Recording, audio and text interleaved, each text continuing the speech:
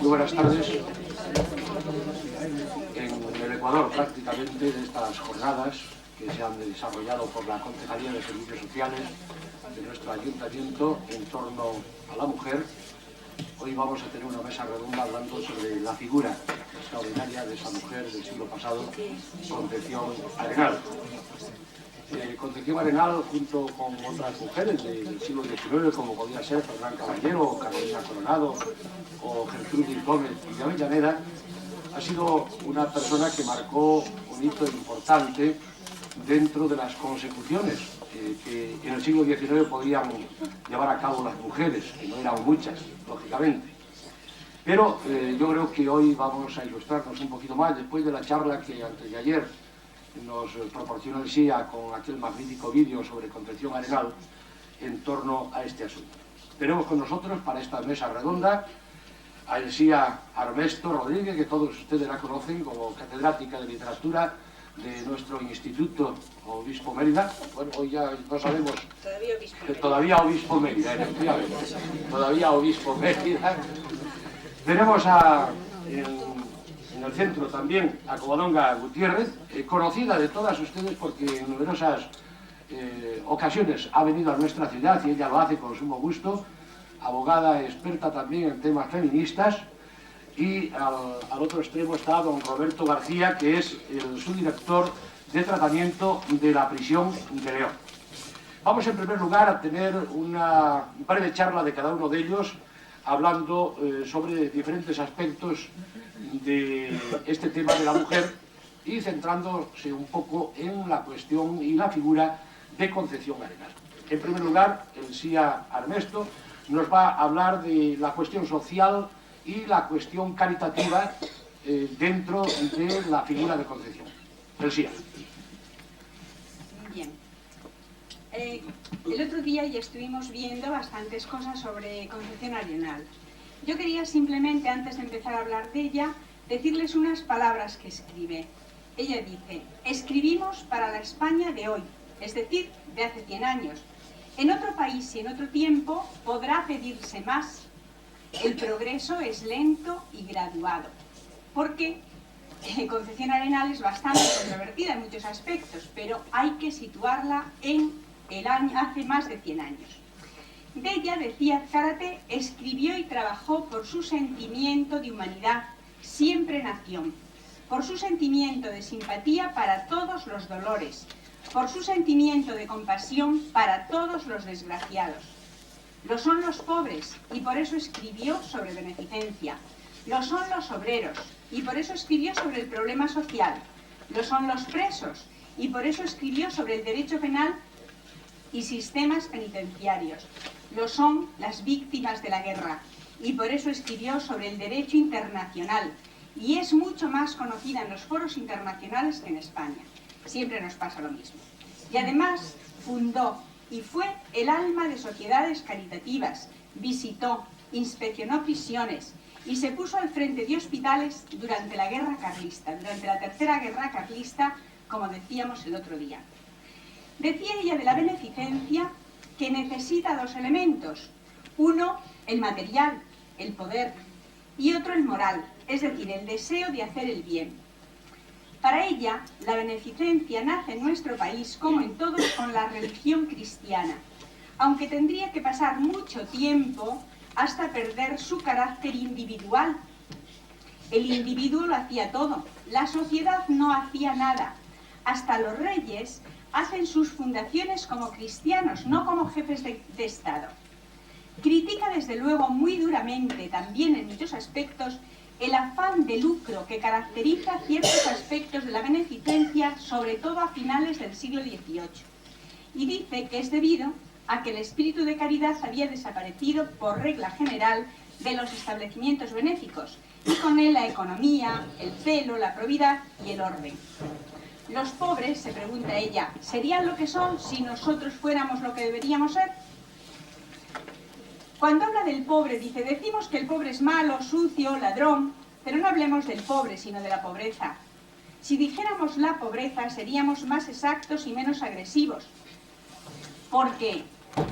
Porque son pobres se hacen sucios, porque son pobres se cansan de luchar contra la fortuna que les ha vencido, porque son pobres se degradan y caen en una apatía que no es filosófico estoicismo, ni cristiana resignación, sino brutal indolencia. También habla de los enfermos y dice una frase que a mí me ha parecido muy interesante. Dice, al buscar alivio a sus males, prescindamos de si son o no consecuencias de sus desórdenes. Un enfermo no es bueno, ni perverso, ni sabio, ni ignorante. Es un enfermo. Aunque encontramos textos en los que consideramos a Concepción Arenal pasada de moda respecto a la mujer, por ejemplo, habla de que la mujer ha de estar sometida a la tutela del marido. El hombre tiene una superioridad jerárquica natural, dice ella, y por consiguiente eterna en el hogar doméstico. Sin embargo, sus escritos son los primeros en afrontar abiertamente la situación de la mujer en España. Ella constata la gravedad de la situación de desigualdad que le lleva a considerar el problema como una auténtica cuestión social, la cuestión social de la mujer. El problema arranca, dice, de que la mujer tiene abiertos todos los caminos del sentimiento y cerrados todos los de la inteligencia. En realidad, en esa época, se presuponía la inferioridad intelectual de la mujer y como consecuencia se la somete a fuerte discriminación en el campo laboral, discriminación tanto en el sentido de sus escasas posibilidades de hallar trabajo, apenas tenían lugares donde trabajar en algunas fábricas, como en el aún más evidente aspecto de la discriminación en el salario, caracterizada por la diferencia entre, dice Concepción, las pesetas que gana un hombre y los céntimos que gana una mujer. Para ganar un poco más tenía que hacer muchas más horas de trabajo que un hombre en el mismo trabajo. Las consecuencias nefastas que se derivan de esa situación repercuten en la familia y en la sociedad y naturalmente en la propia mujer. Pero es que la mujer era la primera que estaba convencida de su inferioridad. Esto es lo que Concepción Arenal le molesta, quiere sacarla de ese convencimiento. Dice, ella todo lo ignora, todo lo teme, todos se atreven a dejar a una mujer sola.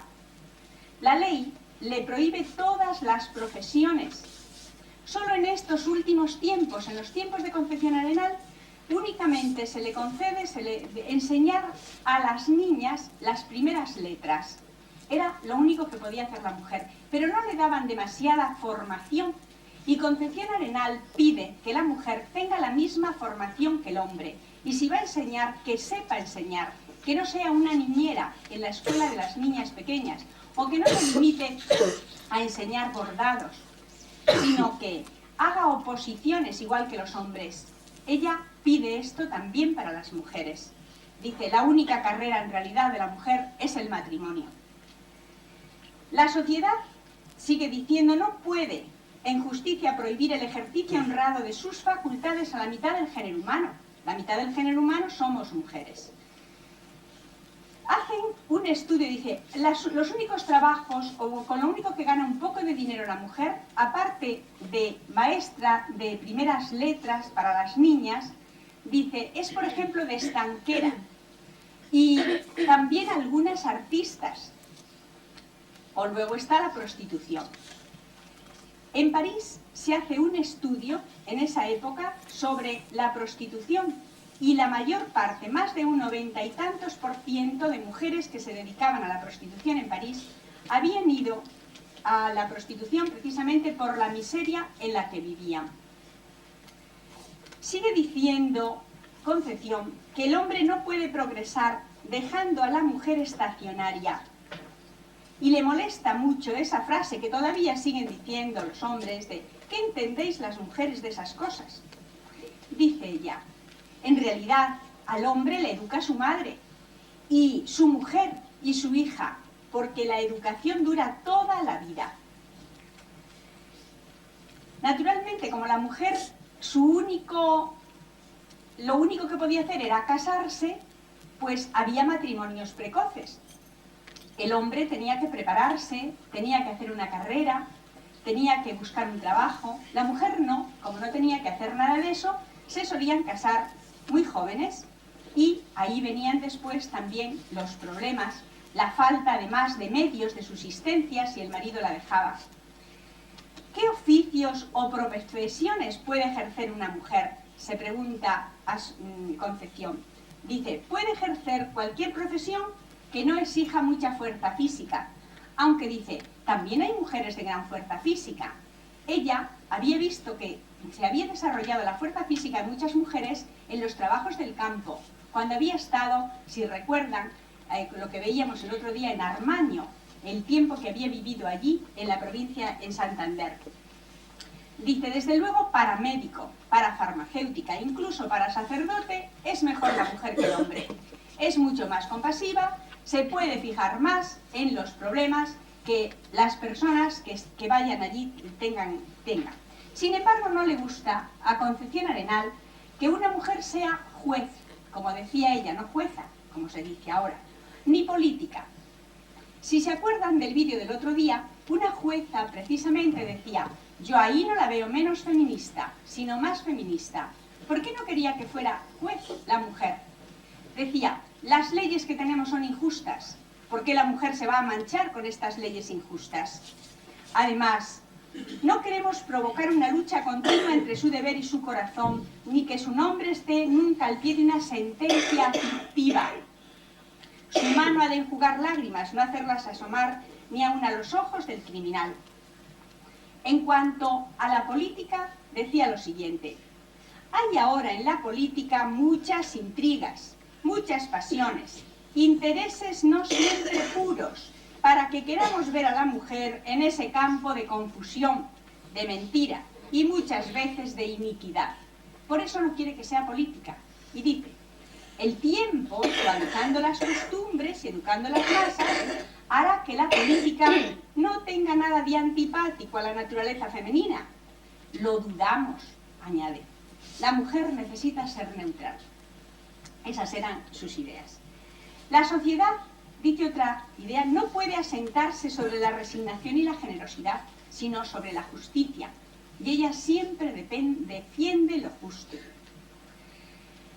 Si recuerdan, decíamos que había sido visitadora de presas, que había estado en las cárceles, y escribió una serie de cartas a las presas, fijándose sobre todo en los artículos del Código de los delitos más comunes cometidos por mujeres, y se leían mientras ella observaba a las presas. Se dice, se dedicaba a bordar o a hacer ganchillo, pero lo que hacía era observar a las presas, a ver cuáles eran sus reacciones en torno a lo que decían aquellas cartas. Estas cartas cuajan después en las llamadas cartas a los delincuentes.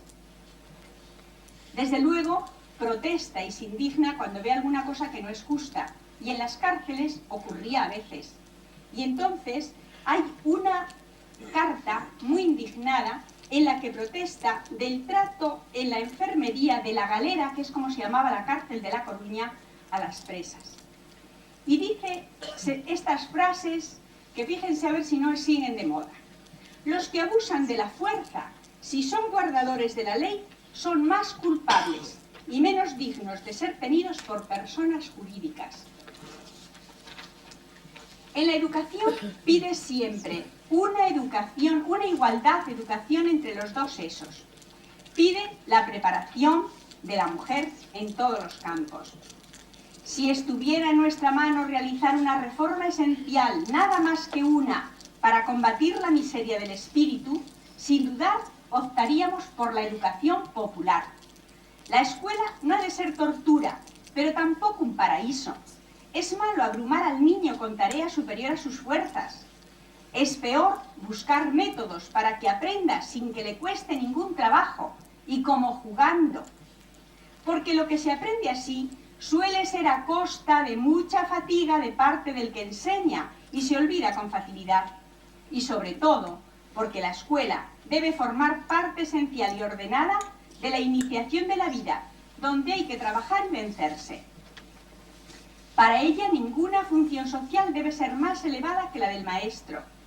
Y pide reducir su horario. Con 3 horas ya está bien, dice. El maestro tiene que estarse preparando siempre. Entonces no puede trabajar tanto ni llegar a casa cansado. Tampoco los alumnos deben de llegar a casa cansados. Referente a la religión, hay muchos, solo les he apuntado unos cuantos aspectos. Dice así: la religión no es el precepto que se invoca cuando conviene, sino que se practica siempre. Es la aspiración a perfeccionarse, es la justicia, es el amor, es la unión íntima del espíritu con Dios que le eleva y sostiene la desgracia y prosperidad. La verdadera religión acompaña al hombre en todas partes, penetra en su vida e influye en todos sus actos. Sus deberes religiosos no los cumple por la mañana, por la tarde, por la noche, sino todo el día, a toda hora, en toda ocasión. Porque toda obra del hombre debe ser un acto religioso, en cuanto debe estar conforme con la ley de Dios. Bueno, yo les quería simplemente poner estas ideas que he sacado de algunos de los libros de Concepción Arenal. Sé que hay algunas otras ideas que ustedes pueden encontrar muy anticuadas. Yo me remito, desde luego, a lo que dije al principio. Ella escribía para la España de su tiempo, la España de hace 100 y pico años. En otro país y en otro tiempo podrá pedirse más, pero el progreso es lento y gradual, es lo que decía.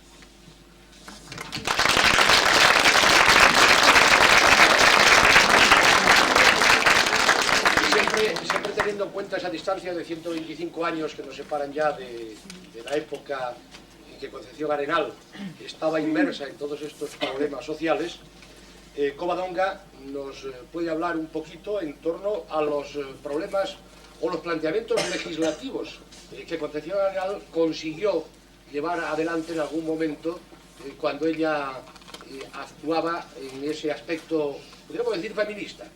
Covadonga. Sí, bueno, yo voy a hablar un poco desde su ideología, o sea, voy a hablar de la ideología que mantenía Concepción Arenal, cómo la intentaba plasmar en la práctica y cuáles eran más o menos sus actuaciones.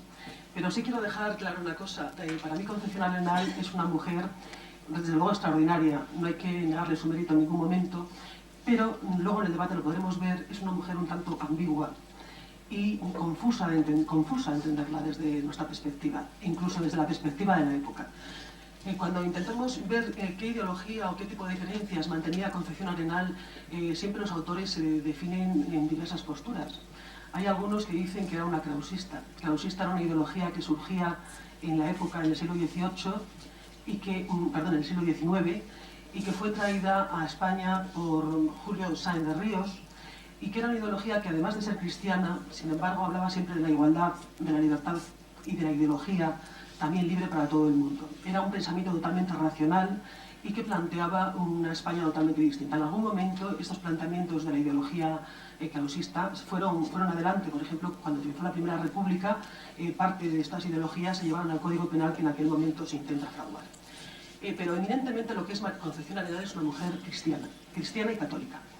Católica, sobre todo ella a lo largo de todos sus libros, insiste en que la dignidad del prójimo, en que la dignidad del pobre, la caridad cristiana, el amor al prójimo, o sea, siempre está insistiendo en todo momento que todo hay que hacerse por amor a Dios. Por amor a Dios, y sobre todo que una de las virtudes más importantes es la caridad. Y esa caridad nos la enfoca sobre todo hacia las mujeres. Piensa que las mujeres somos las personas caritativas por excelencia.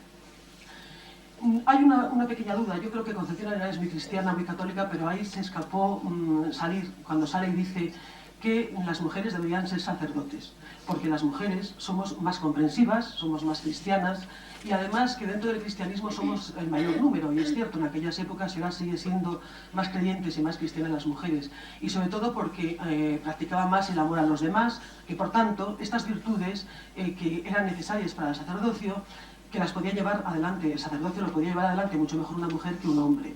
Por lo tanto ella reivindica, con lo cual supongo que en aquella época, si en esta ya levanta bastantes heridas, en aquella época sería terriblemente revolucionario.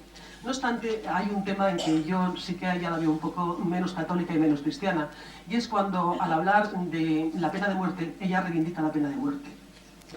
En esta época, ya en el siglo XVII, perdón, XVIII, Beccaria era un tratadista, un criminólogo muy importante de la época, que hace un libro que se llama El delito y las penas, que fue auténticamente revolucionario en aquella época. Y este hombre lucha totalmente contra la pena de muerte y contra las torturas.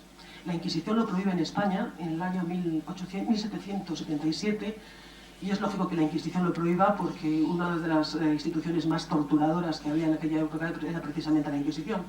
Entonces, este hombre fue como el preludio de un nuevo cambio. Concepción Arenal, yo no entiendo por qué mantiene y por qué ella defiende la pena de muerte. Ella dice que la vida debe de pagarse con otra vida. Cuando una persona quita una vida, debe pagarse con otra vida. Mantiene esta teoría que para mí es incomprensible desde el punto de vista cristiano, porque precisamente si el cristianismo ha sido revolucionario en algo, quizá nuestra cultura sea cristiano-marxista, esencialmente. Entonces el cristianismo precisamente con lo que acaba es con la ley de talión. La ley de talión era la ley en la cual si yo robo me pueden cortar una mano, ojo por ojo y diente por diente. Entonces Jesucristo mantiene una postura totalmente contraria, sobre todo a la gente que sea más creyente y más religiosa sabe perfectamente que Jesucristo era contrario a esto 100%. Habla ya por primera vez de que cuando te dan una torta pones la otra mejilla, que la venganza no tiene que entrar dentro de las relaciones. Cuando se muere tiene a un preso que le perdona y dice que eres un ladrón y un asesino, pero tú serás el primero que entra. Entonces, si realmente Dios existe y si Jesucristo es su encarnación, entonces si es tan sumamente comprensivo, si no admite la venganza, si realmente toda su doctrina es realmente de amor, no cabe en ningún momento que una persona cristiana y católica mantenga ni defienda la pena de muerte. Por lo tanto, hay una serie de cosas ahí que son un poco confusas. Concepción Arenal habla mucho también sobre los presos y habla sobre los obreros. Habla de los obreros y todo lo que ha dicho aquí el Cita tiene razón, o sea, son textos realmente de ella.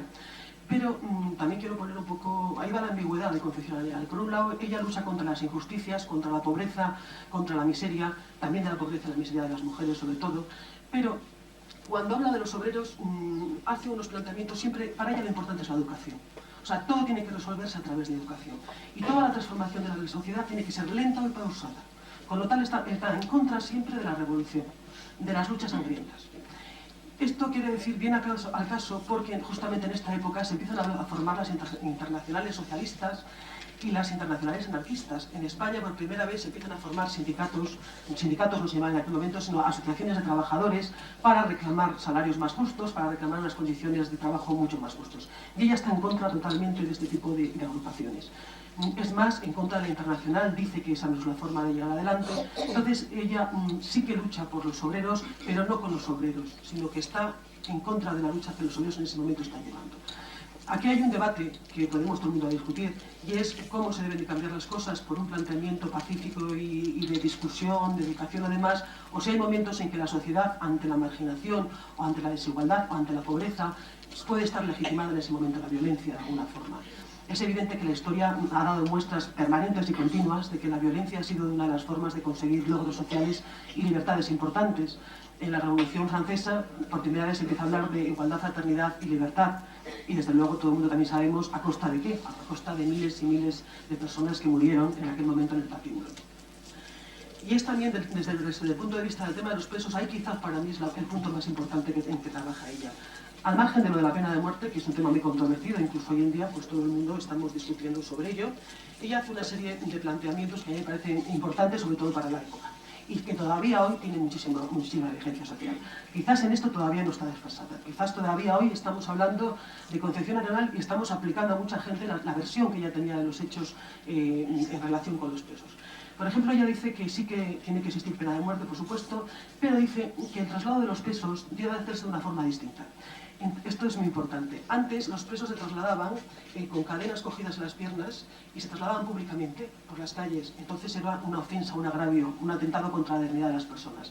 Ella dice que esto tiene que hacerse siempre en privado y que tiene que ser en camiones o en coches, entonces serían coches de caballos especiales para ello, para proteger la dignidad de las personas. Esto es un punto importante. Otro punto importante dice que las ejecuciones capitales nunca se hagan en público. En España la ejecución capital era garrote vil, lo de la silla, y entonces se hacían siempre con público y en presencia de muchas personas, y esto ya lo critica, es evidente, o sea, la violencia engendra violencia. De hecho, la gente que iba a ver una ejecución, iba a ver la ejecución, no sé lo que iba a ver realmente, pero debía de gustarle, y esto no debe de fomentarse nunca desde el punto de vista social.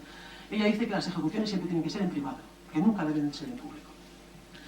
Habla de otra cosa muy importante, y es que dice que las personas que estén al cargo de los presos nunca sean militares, entonces serán militares, sino que sean funcionarios de carrera o bien especializados. Entonces, o sean funcionarios expertos en leyes, porque en algún momento la ley es necesaria, o bien maestros o personas que conozcan la educación de los presos. A mí esto me parece vital, de hecho, se ha hecho. O sea, hoy en día no son los militares los que llevan el control de las cárceles, sino que son personas funcionarias de distinto tipo, distinta preparación y distintos... Y otra cosa que es lo que sé que es más actual es que ella dice que los presos son víctimas de la situación social en que están viviendo, que la penuria, la pobreza y la ignorancia es lo que hace que existan presos, o no que existan prostitutas. Entonces ella dice que la culpa de esto la tiene la sociedad y que por tanto debe ser la sociedad también que tiene que actuar para rehabilitar a los presos. Y que cuando un preso entra a la cárcel, que también la cárcel es culpable de que el preso siga siendo preso por las condiciones en que estaba entonces la cárcel. Esto es un planteamiento realmente para mí el más innovador que quizás tiene Concepción Arenal. Esto es algo que estamos aplicando cotidianamente todo el mundo. De hecho, cuando decimos que una persona ha robado un casé, casi todo el mundo nos retrotraemos a la persona que ha robado ese casé y empezamos a decir: pertenece a los barrios periféricos, su padre está en paro, su madre está trabajando fregando escaleras. ¿Quién tiene la culpa realmente de que esta persona haya robado un casé? ¿Él porque es un ser malo o que realmente no entiende lo que es justo o no es justo? ¿O somos realmente todos culpa? Tenemos todos un poco de culpa de que esto se esté produciendo. Entonces ella por primera vez detecta cómo la sociedad es culpable de que existan los presos. ¿Qué remedio da ella? Ella da como remedio importante, por supuesto, la educación. Yo sigo pensando que la educación es muy importante, aunque ahí en el tema de la mujer se queda un poco corto. Ella habla también mucho, es una mujer importante en el derecho internacional, aunque hay otros autores, por supuesto, que también habían dicho antes que ella esto, pero ella lo dice. Dice que las relaciones internacionales no deben regirse nunca por la ley de la fuerza ni la violencia, ni por la guerra, sino que deben estar siempre basadas en la razón, en el diálogo, en la comprensión entre Estados. O sea, intenta plasmar un derecho internacional totalmente distinto. El derecho internacional es las leyes o las normas y costumbres que regulan las relaciones entre los Estados, y que hasta hoy todavía todo el mundo sabemos que muchas relaciones entre Estados se resuelven por la violencia y por la razón. Es actual también en este tema e incluso hoy en día sigue siendo vigente, por supuesto, porque todavía las relaciones se siguen resolviendo por la vía de la violencia y por la vía de la fuerza. Me preocupa el tiempo un poco. Vamos a ver, y ya por fin voy a hablar del tema de la mujer, que quizás a mí siempre es el que más me interesa. Y en el tema de la mujer, quizás donde yo la veo mucho más confusa o no la entiendo, o quizás creo que se ha quedado un poco corta. ¿Por qué? Porque, vamos a ver, en el tema de la mujer siempre hoy incluso ha habido discursos diferentes. No todas las mujeres feministas o que luchan por la igualdad de la mujer piensan lo mismo. Hay mujeres que, por ejemplo, consideran que para luchar contra esta sociedad que no nos gusta, pues deberemos meternos en el poder y debemos estar en el poder, porque este poder solamente se puede cambiar si realmente las mujeres están en el poder para dar nuestra idea de lo que es el poder.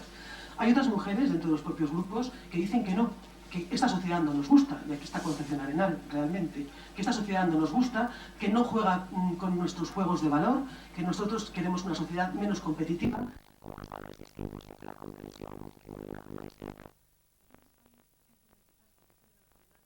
Con este feminismo actual. Esta gente...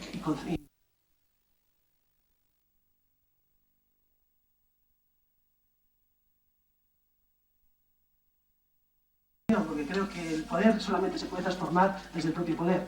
O sea, si es un poder competitivo, con el diálogo y hablando no se puede hacer. Tienes que estar tú en el propio poder para transformar el poder. Y de hecho eso se ha demostrado así. Y luego ella, por supuesto, es contraria al voto para las mujeres. Dice que las mujeres no deben tener el voto, y aquí es otra crítica que yo le hago, por supuesto, porque tiene una concepción de la política que yo no creo que sea la real. Ni ahora, ni entonces, ni nunca. O sea, la política, lo que ella dice lo podemos decir hoy mismo. Ella piensa que las mujeres además es que yo creo que se contradice, porque dice que las mujeres, nuestro fin primordial es preocuparnos del bien social. O sea, del bien público, del bien de la sociedad. Y precisamente eso es la política. Otra cosa es que haya gente que la ejerza y que no lo haga, pero realmente el juego político es eso, trabajar por el bien social. Entonces eso es lo que ella no entiende o no está de acuerdo con ella. Y ella dice que con la política está mal, que lo mejor es que nos mantengamos al margen de la política. Pero la política hay gente que la está haciendo muy bien, y siempre y ahora, y entonces por supuesto había gente que trabajaba en la política y lo hacía extraordinariamente bien, y que trabajaba por el bien en concreto de la sociedad, y lo sigue haciendo por supuesto, con las críticas que puedan merecer para unos y otros. Entonces ella dice que las mujeres no tenemos el voto porque aquí hay otro debate feminista actual que tiene ella, y ahí sí que también puede ser feminista, y es que ella dice que las mujeres y los hombres somos distintos totalmente, no solamente en la naturaleza, sino en lo que ahora mismo ni siquiera es naturaleza. Me explico. Dice que el hombre tiene más fuerza que las mujeres, que el hombre tiene unas cualidades como son astucia, egoísmo, falta de comprensión, autoridad. En cambio, las mujeres somos otra cosa. Tenemos poca fuerza, somos más comprensivas, nos regimos por el amor, los sentimientos son importantes para nosotras, una serie de cualidades, somos más maternales. Entonces ella hace esa diferencia entre hombre y mujer. Dice que somos naturalmente así, o sea que no se puede cambiar. Esto es erróneo, o sea, totalmente erróneo. Las mujeres y los hombres somos exactamente iguales, salvo en nuestra propia biología. Y de hecho se ha demostrado que hay hombres comprensivos, amorosos y cariñosos, y hay mujeres astutas, autoritarias y que no tienen nada que ver con eso. Pero ella parte de ese planteamiento. Pero es que incluso hoy hay mujeres feministas que siguen pensando también como ella, que las mujeres y los hombres somos distintos. Y que por tanto, si las mujeres tenemos que llevar a la sociedad aquello que es nuestro para que la sociedad se cambie y se transforme. Y ella, partiendo de ese planteamiento de doble función, es congruente totalmente con su planteamiento, porque dice, las mujeres como son así, tienen que dedicarse a trabajos que son así, y los hombres, como son de esa otra forma, tienen que dedicarse a trabajos que son de esa otra forma. Con lo cual, las mujeres que tenemos que hacer, pues profesiones, pues como las mujeres somos muy pobres, tendríamos que trabajar. Y trabajar en profesiones por abogados, jueces no, pero abogados sí. Militares no, por supuesto, porque hay sangre, y dice que las mujeres somos contrarias a la sangre. Médicos, pero nunca cirujanos, porque el cirujano anda con la sangre. Y por supuesto nunca políticos, porque el político tiene unos esquemas de juego que ella dice que son negativos. O sea, es que ella tiene una visión de la política negativa que yo no comparto, entonces como no la comparto, y había mujeres en esa época que por supuesto tampoco compartían esa visión de la política. Y no es actual Concepción Arenal cuando habla de la mujer que no tiene derecho al voto, porque en este momento ya en Estados Unidos estaba consiguiendo voto para las mujeres. En Estados Unidos ya el movimiento sufragista había luchado y estaba consiguiendo ya en Estados Unidos que las mujeres pudieran luchar. Quizás haya algún argumento socioeconómico para justificar esto, y hay algunos autores que dicen, por ejemplo, que el movimiento sufragista se da en sociedades que son industrializadas y democráticas. Y España en ese momento no era ni industrializada ni democrática. Quizás es exigir mucho a Concepción Arenal que en una sociedad que no tenía esas condiciones pues fuera sufragista, pero sí que es cierto, y ya una mujer enterada y lo sabía, que el sufragismo y el derecho al voto existían. Respecto a los roles que asigna a las mujeres, luego hay otra cosa que es un poco confuso, y es que ella considera que las mujeres deben estar más preparadas, dejar que se desarrolle su inteligencia para así ser mejores madres y ser mejores esposas. No lo enfoca tanto desde el punto de vista de la individualidad de la mujer, que dice también que para ellas es bueno, pero sobre todo porque es bueno para las esposas y para su esposo y para sus hijos. Dice que las mujeres que se educan, porque había mucha contradicción en aquella época, habla de si las mujeres tenían inteligencia, ella desvirtúa todas las teorías científicas en el momento que decían que las mujeres éramos menos inteligentes que los hombres. Ella dice que eso es mentira, desvirtúa incluso científicamente el tema.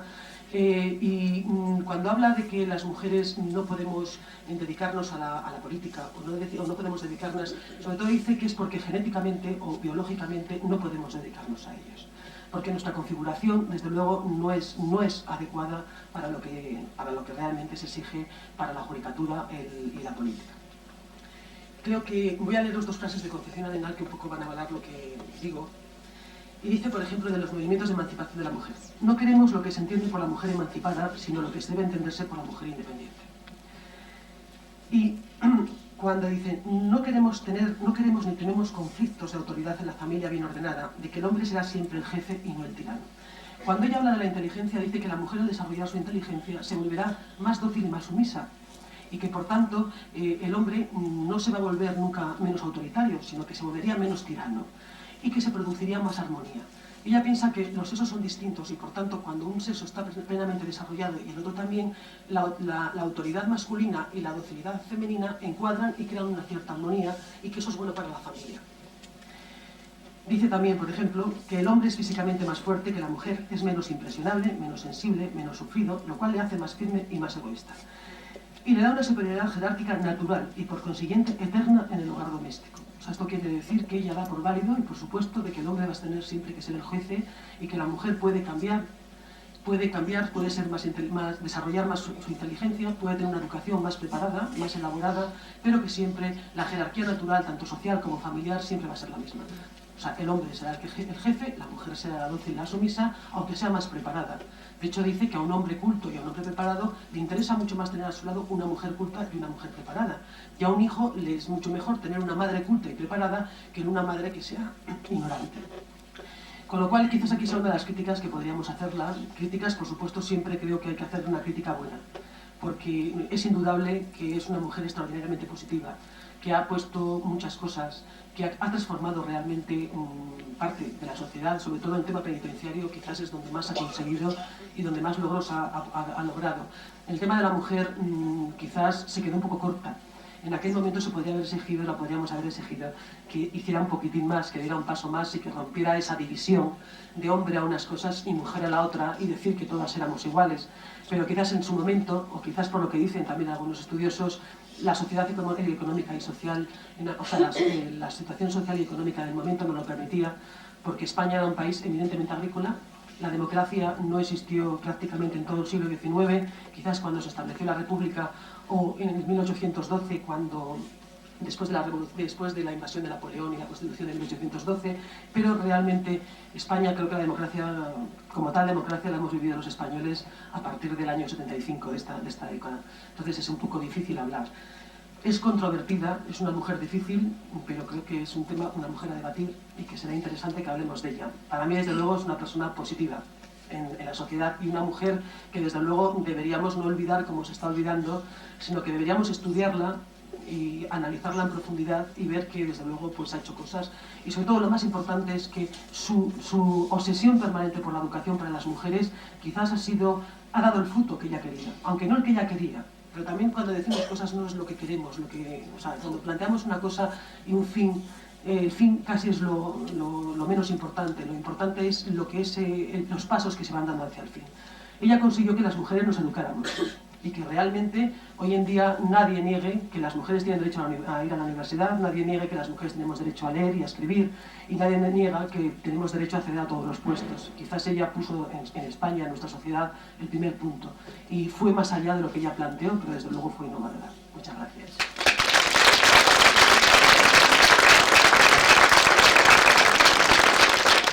Quizás esa principal labor innovadora la tuvo precisamente cuando era visitadora o inspectora de prisiones, y yo creo que nadie mejor para que nos pueda hablar que la que solicitaba entonces Concepción Arenal un mejor trato a todos los internos, porque parece que ahora el hablar de presos o prisioneros parece que suena un poco más duro, a los internos. Don Roberto, ¿cómo está en estos momentos el trato a internos? Y esencialmente, ya que aquí estamos solamente 4 o 5 hombres, quizás a las internas, ¿qué métodos emplean ustedes? Bueno, vamos a ver, yo me he quedado asombrado de 2 disertaciones amplísimas y tremendamente eruditas de 2 personas que están enteradísimas de lo que era doña Concepción Arenal, y yo, sin embargo, a pesar de ser penitenciario y llevar 30 años de profesión, lo primero que tengo que hacer es reconocer mis limitaciones sobre una señora de la cual no tengo ni idea, porque solamente luego comentaré una frase que está a la entrada de muchos centros penitenciarios, pero no tengo ni idea, a lo mejor no por defecto mío, sino por defecto de la propia institución. Por eso mis limitaciones son extremadamente significativas, posiblemente. Yo he pasado por 6 cursos en la Escuela de Estudios Penitenciarios y, sin embargo, yo creo que nadie me habló de Concepción Arenal. Por eso digo que puede ser significativo en cuanto al sentido de esta señora dentro de la institución. Sin embargo, es una señora que ha sido pionera de muchísimas cosas, algunas se han apuntado aquí, pero de hecho en el mundo penitenciario, al mundo penitenciario ha dedicado gran parte de su vida. Y sin embargo, el mundo penitenciario es una señora a la que no le ha dado la importancia que tiene y la importancia que yo creo que en su misma época se le dio incluso en Europa. Por ejemplo, una de las cosas significativas es el hecho de que yo esta mañana, o vamos, estos días, cuando me dijeron que tenía que venir a hablar de Concepción Arenal, he ido a una biblioteca del centro penitenciario que está bastante bien surtida en cuanto a ejemplares, en cuanto a libros, y sin embargo no hemos encontrado ni una sola obra de ella, lo cual es lamentable y por supuesto he hecho la observación correspondiente ya, para que esta deficiencia se corrija. Digo que tiene que ser significativo esto, porque ya digo que es una señora que ha dedicado la gran parte de su vida al mundo penitenciario. De todos modos, por otro lado, pues, ¿acaso los penitenciarios estamos muy aferrados a la vida, a nuestro mundo, a la vida que llevamos día a día y a lo mejor también pecamos de un defecto de interés hacia lo que forma parte de nuestra historia? Desde luego yo de Concepción Arenal, de algunas cosas que he oído a mis dos ilustrísimas antecesoras, me resultan, he oído algunas cosas sorprendentes porque son cuestiones que en el mundo de hoy no se conciben, ni siquiera por los hombres. ¿El qué? Pues por ejemplo, una idea que se ha expuesto aquí de su mundo o incluso de algunas ideas que ella ha defendido, por ejemplo, el sometimiento de la mujer en relación con el marido. Pues mire usted, yo eso no lo entiendo. Considerar al hombre como jefe. ¿Como jefe de qué? El que la mujer esté convencida de su inferioridad. Pero por favor, ¿cómo puede ser una mujer inferior a nada ni a nadie? El matrimonio como única solución de la vida de la mujer, que son cosas que se han escrito aquí, vamos, que se han comentado aquí. El limitar las profesiones femeninas a todas aquellas profesiones que no supongan una fuerza física, la concepción de la escuela como un puro esfuerzo, el limitar la duración de la escuela a 3 horas, las limitaciones al voto de la mujer. Yo desde luego esto en el mundo de hoy no lo entiendo, pero claro está, ella vivió otra época, nació hace siglo y medio, gran proyección de su vida se desarrolla hace 100 años y también hay que situarse en aquel mundo de entonces. Ella ha luchado por muchas cosas y desde luego la vida de hoy supongo que alguna mejora se deba a esta mujer. Entonces pasamos un poco al mundo penitenciario, que es donde yo puedo aportar algo en esta reunión, porque ya digo que llevo 30 años de experiencia, pero desde luego no tengo experiencia en el mundo de las prisiones de mujeres. La única experiencia que yo tengo en las prisiones de mujeres es la que yo pueda tener durante muchos años que llevo en el Centro Penitenciario de León, con un departamento de mujeres que es muy limitado. El departamento de mujeres del Centro Penitenciario de León puede tener unos 250 metros cuadrados. Concretamente, el patio del departamento de mujeres en este momento puede tener unos 25 metros cuadrados, desde luego no más. Ahí hay entonces unas limitaciones físicas, estructurales ya en cuanto a las condiciones de vida de estas mujeres e incluso a las internas que tenemos. Concretamente, en este momento, las internas que yo he dejado esta mañana han sido 15. No podemos tener más. Y esto dura desde hace muchos años, vamos, desde el inicio del funcionamiento del Centro Penitenciario de León. Entonces, el Departamento de Mujeres, ya digo que es muy escaso y no hay muchas posibilidades de trabajo con estas internas. ¿Qué actividad desarrollamos con ellas? Pues en este momento, las actividades que desarrollan las internas del Centro Penitenciario de León son las siguientes. Hay un taller de carpetas y hay un taller de aluminio donde se elaboran toda la instrumentación de puertas y ventanas de este material. Los cierres, las bisagras, todo el sistema de las ventanas, salvo lo que es la estructura extensa de las ventanas en sí. Luego la formación de carpetas de cartón. Asisten a la escuela 3 mujeres. Se desarrolla una clase que viene a durar diariamente unas 2 horas. Esta labor la desarrolla en este momento un objetor de conciencia porque, claro, la población interna de hombres es mucho más numerosa y dedicamos a los maestros fundamentalmente a los hombres, sin abandonar desde luego las mujeres porque se desarrolla una buena labor en este terreno escolar. Hay 2 que asisten a unas clases de inglés. Hay 3 que asisten a unas clases semanales de guitarra. Y existe también un taller de peluquería que se desarrolla los fines de semana. ¿Qué otras labores se han desarrollado con las mujeres en el Centro Penitenciario de León? Pues variadas. Voy a citar varias a lo largo de algún tiempo. Concretamente se desarrollaron cursos de cocina que algunos se desarrollaron en el propio Departamento de Mujeres, pero otros cursos de cocina también se desarrollaron conjuntamente con los hombres. En la cocina general con los hombres, conjuntamente. Se han desarrollado también actividades de carácter manual. Se elaboraron por las mujeres joyeros, cajas de regalo, muñecas, etc.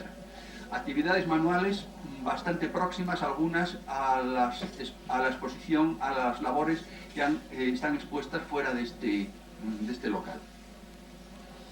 Se desarrollaron también cursos de pintura artística, favorecidos por el excelentísimo Ayuntamiento de León. Se desarrollaron también cursos de estética. La coquetería femenina no es nueva y entonces esta es una labor fundamental para la mujer, sobre todo para aquellas gentes como muchas de las internas que muchas veces pues no están pues a veces muy arregladas, vaya. Se desarrollaron también actividades con belenes durante la última Navidad. Se elaboraron figuras de Belén que ellas mismas hicieron y que luego pintaron y algunas incluso se han llegado a vender.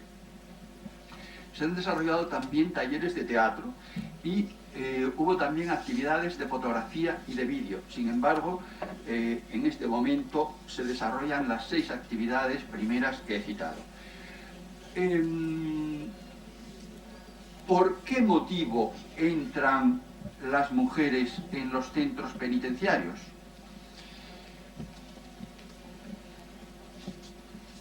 Yo tengo una estadística general que he pedido ayer al Ministerio y que es importante. Ayer, concretamente con fecha 29 de marzo, se había elaborado esta estadística. Existían en los centros penitenciarios españoles 4.276 internas. De ellas, 2.076 eran por delitos contra la salud pública, es decir, por tráfico de droga, lo cual es muy significativo. Hay que tener en cuenta que las mujeres no están dotadas de mucha fuerza física, como la misma señora Concepción Arenal señalaba, pero las mujeres es importante la labor administrativa que desarrollan en el seno familiar. posiblemente a lo mejor por la familia tradicional haya asignado al hombre la aportación de bienes a la economía familiar. Esto va cambiando, pero al margen de esto es importante, pero desde el momento en que la familia tiene algo que administrar, yo creo que la labor administradora de la mujer es muchísimo más importante que la mera aportación económica a la familia que pueda realizar el hombre.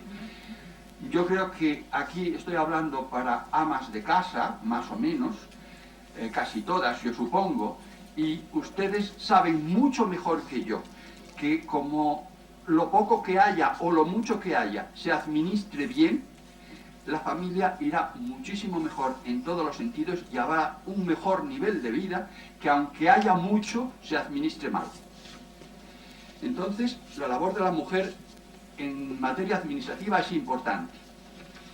Esto yo creo que afecta a lo que acabo de decir en cuanto a esta estadística de las mujeres que entran en los centros penitenciarios por delitos contra la salud pública. Porque la mujer, cuando no tiene mucho que aportar o no consigue administrar debidamente, tiene que buscar medios para que esa familia subsista y mejore en su situación.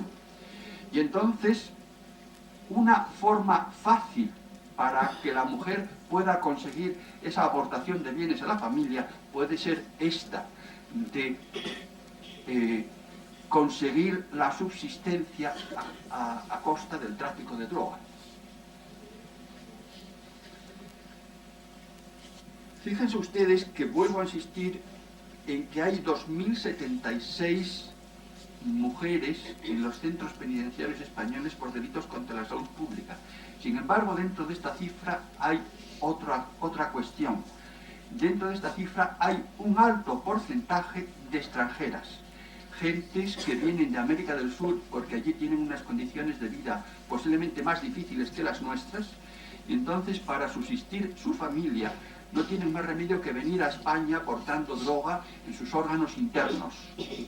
Eso es así. En Barajas o a la entrada en las fronteras españolas las cogen y nos encontramos entonces con que de esta situación que no está generada concretamente en España hay un alto porcentaje de mujeres que están por este motivo. Pero no puedo concretar la cifra porque no me la han facilitado en el Ministerio. Hay otro asunto importante, otra cifra importante. Son las mujeres que entran en prisiones por otro tipo de delitos. Por delitos contra la propiedad hay 1091 internas. Es curioso, no es lo mismo dentro de los delitos de la propiedad un robo que un hurto. Un robo exige violencia o fuerza física, un hurto precisamente excluye estos conceptos del delito. Y sin embargo, a pesar de esa debilidad que señalábamos antes de la mujer, por lo menos en materia de fuerza física, hay 1004 internas por delito de robo y solamente 87 por delito de hurto. Son cifras bastante significativas.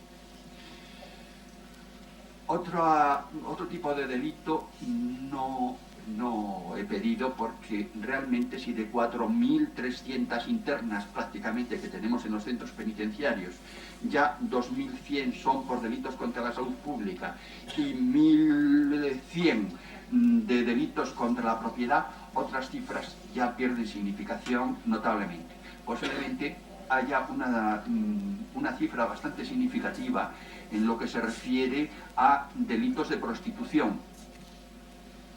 Pero no he pedido más datos porque yo creo que este tipo de delitos contra la salud pública, contra la propiedad, ya aporta unas cantidades, repito, significativas. ¿Cómo reinsertamos a las mujeres en la sociedad? ¿O cómo las intentamos reinsertar? Pues hombre, hacemos lo que podemos, con unas limitaciones de medios,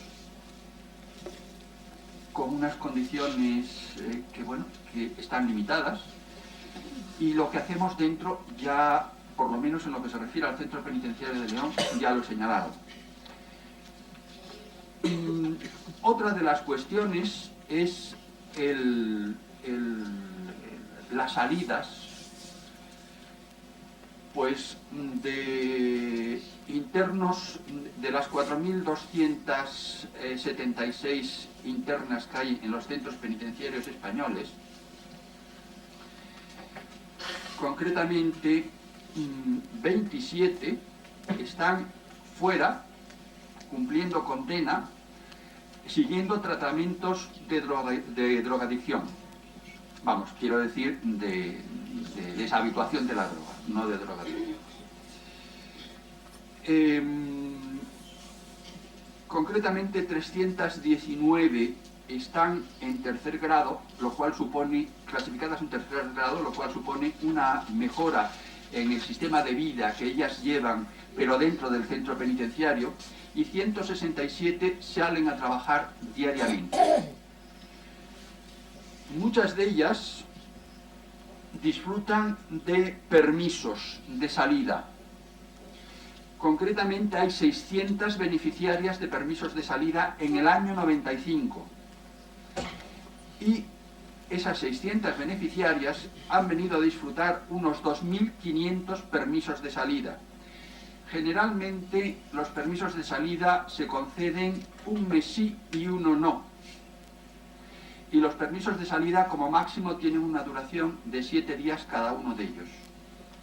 Algunas de las que he señalado de tercer grado salen simplemente no a trabajar, sino simplemente a atender a sus familias, a los hijos o a los maridos, o a otros familiares. Concretamente en el Centro Penitenciario de León ha habido gente pues, que se le ha concedido el tercer grado de régimen abierto precisamente para estos fines. Esto supone un mantenimiento de la relación de la mujer con la familia, y desde luego siempre eso es beneficioso para una reingresión, para un reingreso social de esa mujer. Mujeres penadas, jóvenes, bueno, mujeres de 16 a 21 años en los centros penitenciarios. En este momento hay 72. Fíjense que son de 16 a 21 años, lo cual es una cifra escasa para el número de mujeres que hay en los centros penitenciarios. Todas estas son labores en las que se intenta reintegrar a la mujer en la vida social, pero no tenemos estadística ninguna en cuanto a las que efectivamente lo logran, porque en la legislación penitenciaria existente hasta este momento, y en el funcionamiento de las estadísticas, no tenemos una labor positiva en este sentido. Realmente las gentes que salen de las prisiones prácticamente caen fuera de nuestra función, que en cierto modo se limita a los muros de un centro penitenciario, sin perjuicio de los controles que se puedan ejercer sobre las personas que salen de esos muros, pero una vez que quedan fuera de nuestra jurisdicción, sencillamente no actuamos con esas personas. Sin embargo, la legislación penitenciaria que viene, concretamente el reglamento penitenciario que entrará en funcionamiento el 25 de mayo próximo, esa reglamentación penitenciaria y unas circulares que ya existen por parte del Ministerio en cuanto al seguimiento que se haya de realizar sobre las personas que están en libertad condicional, ya supone una exigencia para que los propios centros penitenciarios sigamos, o por lo menos iniciemos un control de las personas que cumplen parte de la condena fuera de los centros penitenciarios. Concretamente, una persona que se encuentra en libertad condicional supone que está cumpliendo la última cuarta parte de su condena en la calle. el cumplimiento interno de las penas. Pero a partir del momento en que esa persona pues, puede obtener algún beneficio de alguna naturaleza, puede ser muy variada el carácter de las medidas que podemos adoptar, o mejor dicho, de los beneficios que se pueden conseguir. Desde el momento en que esas personas efectivamente en la calle pueden obtener un beneficio de un cumplimiento de parte de la condena en una situación de libertad, siempre estamos en los medios penitenciarios favorables a la concesión del cumplimiento de esa parte de la condena fuera. Es lo que, un poco de experiencia lo que puedo aportar, sin perjuicio de que yo supongo que algunas de ustedes estén interesadas en la cuestión actual de las prisiones, entonces puedan formular luego alguna pregunta sobre el particular.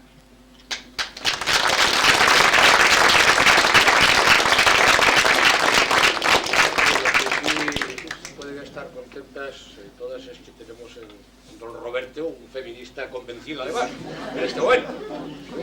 Y también, según nos dejó la imagen de las internas de León, con 25 metros de patio y demás, pues Concepción Arenal me da que tenía mucho trabajo todavía que hacer en las prisiones españolas en el día de hoy, o por lo menos en algunos casos. Bueno, vamos entonces a entrar en el debate, a hablar de la personalidad de Concepción Arenal, o también, como no, de temas puntuales como pueden ser el de las prisiones de mujeres en la actualidad, o la de León, concretamente. Pero yo quería plantear una cuestión a los tres ponentes, y es para abrir el fuego. Y Concepción Arenal era una progresista, era una reaccionaria, era una revolucionaria en su tiempo.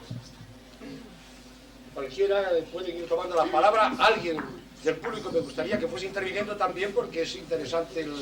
Yo creo que era una mujer, era una persona. Yo creo que todas las personas somos algo de todo. A veces somos progresistas, a veces somos reaccionarias, siempre tenemos algo de todo.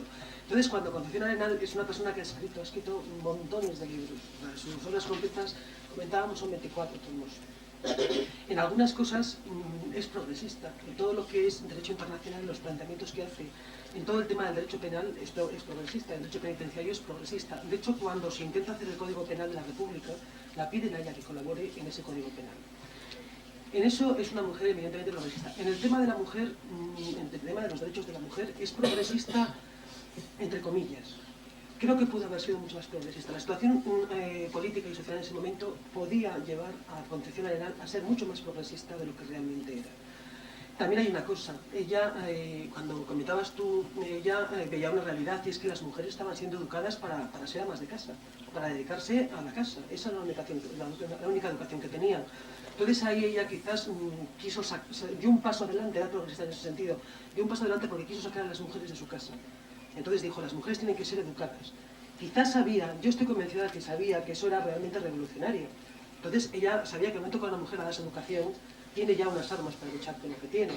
Pero era conservadora en el sentido de que ella quería que los movimientos sociales se produjeran lenta y moderadamente. No quería provocaciones revolucionarias en ningún momento.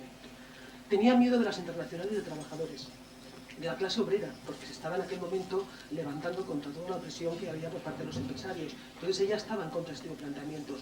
Estaba en contra de las mujeres más o menos fuertes, en el sentido de reivindicaciones como las sufragistas o las feministas, que iban directamente a la igualdad, porque eso era provocador desde el punto de vista revolucionario.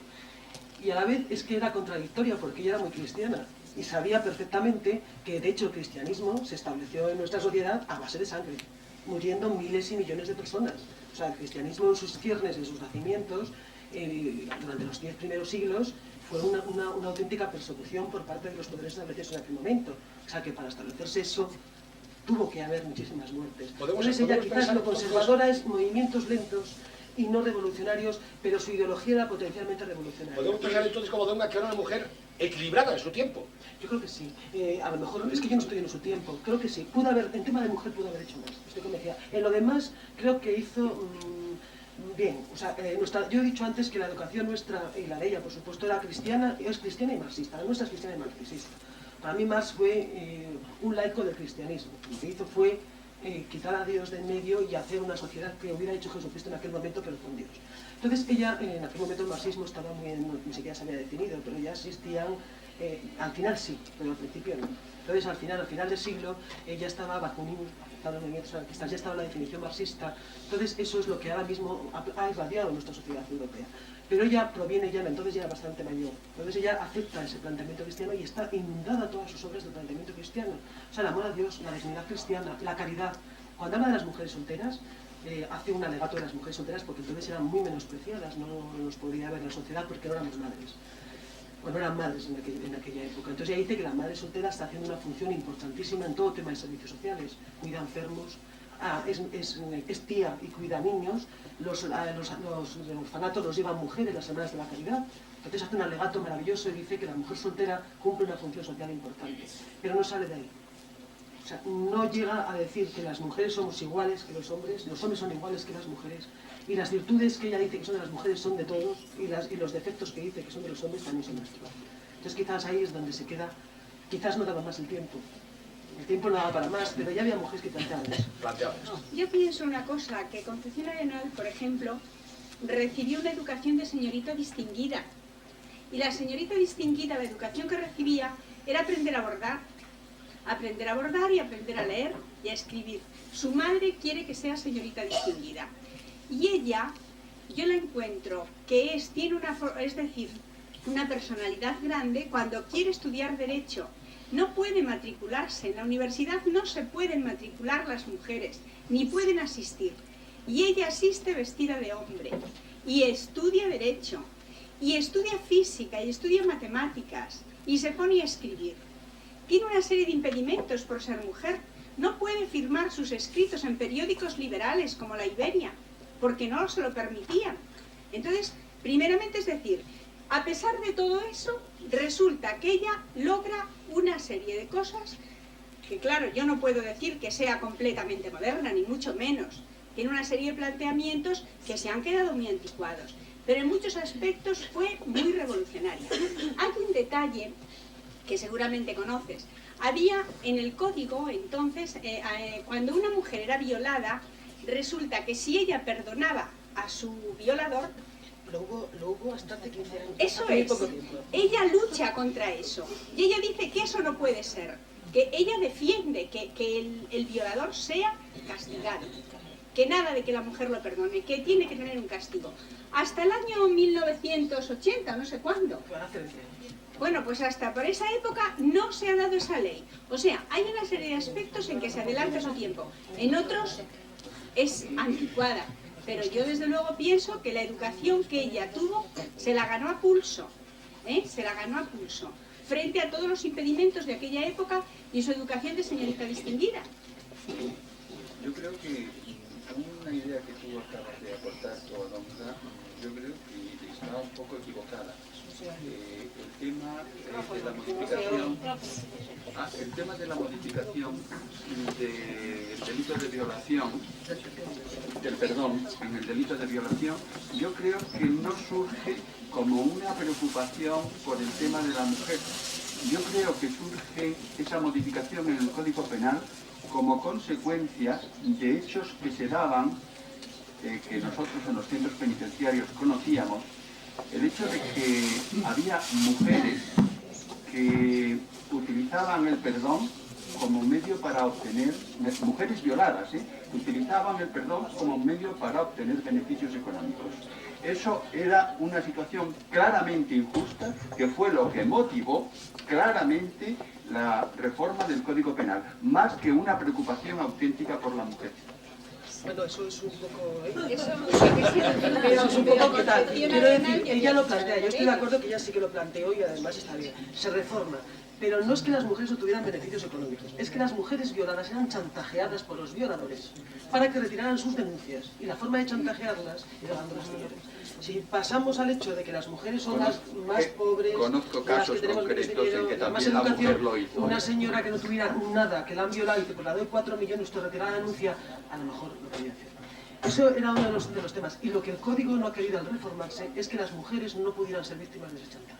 O sea, eliminar esa posibilidad de chantaje. Y no es que las mujeres puedan obtener beneficios económicos, Se han dado... sino que ellas, en la situación que estaban, se veían obligadas a aceptar situaciones por eso. Y a veces perdonaban en los temas de incesto y de violaciones y abusos sexuales de niños y niñas, perdonaban a las madres. Porque se metían en la cárcel al marido y el marido era el que llevaba la comida y toda a casa, entonces se quedaban sin el sueldo. Entonces se veían obligadas, y yo esto lo he vivido, se veían obligadas a ir a los juzgados a decir que esto, que no, que el marido sacara y demás. Pero yo creo que el tema de la violación es un tema que no vamos a hablar de ello. Bueno. Pero eso es un tema público, ¿eh? Pero atiéndeme una cosa, efectivamente te reconozco que se han dado casos de lo que tú acabas de Puede haber decir, otro pero derecho, más de los que yo te he dicho. Te lo digo por experiencia. O sea que hay los dos trueques. De los dos trueques, sí, sí. Efectivamente, lo que ella ha dicho también... Y no solamente hay chantajes, un sino cuando estamos hablando de prostitución de mujeres, de violación de mujeres prostitutas, se las amenaza con la muerte.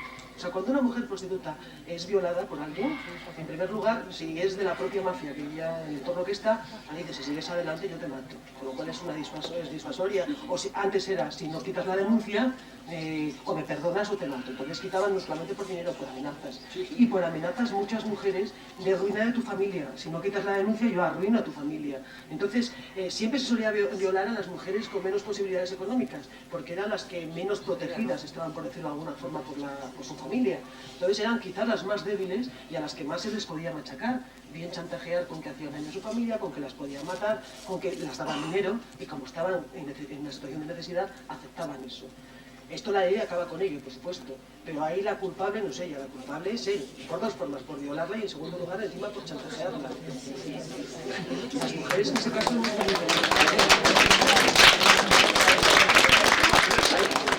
Hay yo una cosa que quería plantear. habría alguna de las otras, no digo que no, pero sería excepcional. Más de las que tengo Badonga, ¿no? No, porque yo he llevado a acusaciones particulares y he visto la situación. Entonces, una mujer en el momento que se ha visto protegida por la ley y que el perdón ha dejado de existir, siguen adelante con las denuncias. Covadonga, que Van a lo mejor adelante. es lógico lo que tú acabas de decir es absolutamente lógico. No es lógico, es que es verdad. No, es que es absolutamente lógico. Las que yo te digo han acudido a otros abogados. Pero nosotros llevamos las ¿Del asistencias público alguien quiere hacer alguna pregunta con respecto a lo que se ha ido tratando? Bueno, yo quería... ¿Puedo hacer una puntualización? Sí. Bueno, si hablo mucho me cortas, porque yo hablo mucho. Quería decir una cosa. Siempre que se estudia el tema de la delincuencia de las mujeres, y ella lo sabía perfectamente, Concepción Arenal estudió mucho a las mujeres y estuvo trabajando con ellas, hay un dato que siempre llama la atención, y es que si estudiamos la población de hombres y la población de mujeres, siempre la población de mujeres es menos delincuente que la de los hombres. Y la proporción es increíble, incluso sigue siéndolo. Y hay muchos argumentos. Yo os voy a decir un dato. Uno de los argumentos es que sí que es cierto que hay más hombres asesinos, homicidas, ladrones, etcétera, etcétera, etcétera. Y siempre la población femenina es menor, aunque estamos aumentando. Quiere decir que en el momento que la sociedad se hace más evolucionada, aumenta. Pero no es porque las mujeres, como decía Concepción Arenal, seamos mejores, en absoluto. Es que las mujeres, cuando necesitamos dinero, tenemos un recurso válido socialmente, que es no perseguido por la ley, que es la prostitución. Entonces, cuando una mujer necesita dinero, no tiene por qué robar, va a la prostitución. Cuando la prostitución está siendo, por ejemplo en España estamos en un país abolicionista, quiere decir que nunca a una prostituta se la penaliza por ser prostituta, se la penalizaría si fuera proxeneta, si se dedicara a prostituir a otras personas, pero la persona prostituta jamás es delincuente, ni es, o sea, es víctima un poco de la sociedad. Entonces, las mujeres sistemáticamente, cuando han necesitado dinero, han tenido problemas, se han ido siempre a la prostitución, con lo cual han desaparecido de la mayor parte de los delitos, como pueden ser robos, tal y cual. Ahora sí que aparecen, con la igualdad, ahí sí que empezamos a ser iguales, empiezan a aumentar, pero también sigue existiendo la diferencia. O sea, porque sigue existiendo la prostitución. O sea, lamentablemente sigue existiendo la prostitución. Concretamente, En España hay 500.000 prostitutas, para que se hagan una idea. En este momento hay internos hombres 41.719 y mujeres 4.276, pero yo no estoy muy de acuerdo con Covadonga. La mujer en este momento no se va a la prostitución, sino al negocio de la droga. Fundamentalmente eso es lo que va. De todas formas parece que las mujeres son más buenitas. No, es que tienen unas condiciones físicas distintas, nada más. Sí, que era... Yo quería preguntar, ahora que has hablado de la prostitución y de los proxenetas, he oído, pero creo que no lo tengo claro, quería que me lo aclaraseis, si en el nuevo Código Penal se va a despenalizar también al proxeneta. ¿No? El proxeneta va a seguir siendo penalizado. O sea, los sistemas nuestros, que son los abolicionistas, hay tres sistemas. El prohibicionista, que prohíbe la prostitución y considera delincuente a la prostituta, como Estados Unidos. En las películas lo tienen que ver. Cuando hay redadadas, a la prostituta la llevan a la cárcel, porque es delincuente. El reglamentarista, que considera que la prostitución es una actividad como otra cualquiera y la reglamenta, que esto habrán oído en Alemania, las mujeres en los escaparates, se las exhiben como si fueran productos comerciales. Entonces, esa es, por ejemplo, Alemania. Y los abolicionistas, que somos casi todo el resto de Europa, que consideran que el delincuente es el proxeneta y la prostituta es una persona que es víctima, hasta cierto punto, de los proxenetas. Y aquí se sigue penalizando a los proxenetas. Es más, no solamente se penaliza a los proxenetas, sino que además las penas son bastante fuertes. Y se durísimamente a los de menores. O sea, los proxenetas de menores. Y se empieza ya a hablar de prostitución también de quien abusa de una situación de necesidad de otra. O sea, las prostitutas van a la prostitución, la mayor parte de ella por situación de necesidad. Cuanto más subdesarrollado es un país, más van por necesidad, por hambre, o sea, porque tienen que comer. Un dato importante, por ejemplo, en España, en la República, las mujeres de los republicanos que habían muerto en Barcelona se prostituían por la bolsa de la compra. Entonces eran mujeres que iban con la bolsa de la compra, solamente se prostituían para llenar la bolsa de la compra y dar de comer a sus hijos. Para mí esas no son prostitutas. Pero bueno, por hambre se prostituye. Aunque empieza a haber ya la prostituta que se prostituye porque quiere ganar más dinero. Es una situación que si queréis analizamos otra vez, pero eso es un tema a tratar con otra forma distinta, pero ya empieza a haber mujeres y hombres que se prostituyen por dinero. Son los menos porque el 50% siguen siendo madres solteras. Hace 10 años era el 76%. Al ir la madre soltera cogiendo más relevancia social, van disminuyendo porque tiene más alternativas, ¿no? Pero es un tema bastante... Las mujeres siguen yendo, en España hay 500.000 y van por motivos económicos. De hecho sí que irán a traficantes, pero habría que ver los que hay de hombres, seguro que hay 10.000. Por la proporción, si hay 2.000 mujeres decías tú, pues hombres seguro que hay 20.000. Sí, pero hay una desproporción grande entre hombres y mujeres, yo creo, ¿eh? Siempre, siempre. Debe de haber, establece la proporción entre traficantes de drogas hombres con el conjunto de la población interna hombre. Y luego establece la proporción entre el traficante de droga mujer y el conjunto, el número total de la población interna. Y yo creo, no tengo datos puntuales, pero yo creo que seguramente es mayor el porcentaje de mujeres en el conjunto, ¿eh? Pero una pregunta, vamos a ver, porque traficantes de drogas, los grandes traficantes no están en la cárcel. No están en la cárcel ni son mujeres. Ni son mujeres, ni son mujeres. Pero al margen de eso, quiero decir, de ese porcentaje de mujeres traficantes, ¿cuántas son drogadictas? Y trafican porque quieren ellas drogar. Porque habría que ver de las 2076 que tú has hablado cuántos son drogadictas, porque es que el traficante que trafica con 4 baterinas es un traficante menor que a veces trafica para consumir, es el camello, que trafica para consumir. Entonces sería importante saber el dato de las 2076 que trafican, cuántas son ellas drogadictas, con lo cual ellas son mujeres en situación de necesidad. Una drogadicta es una enferma. Bueno, sí, pero también habrá drogadictas traficantes. Sí, sí, seguro.